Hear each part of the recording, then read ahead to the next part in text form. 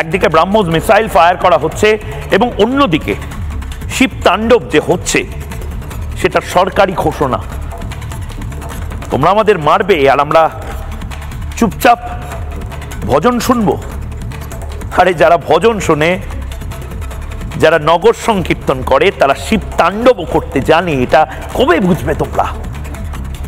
ভারতবর্ষ ওম মানি পাদ্মে হুম বলে, যে ভারতবর্ষ শান্তির দেশ, সেই দেশ যে শিবের তাণ্ডব করে, কবে বুঝবে তোমরা?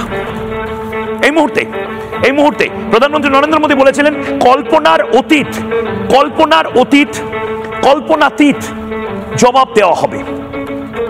আমরা জানি না এবার কি পাকিস্তান অধিকৃত কাশ্মীরটা নিয়ে নেওয়ার পালা?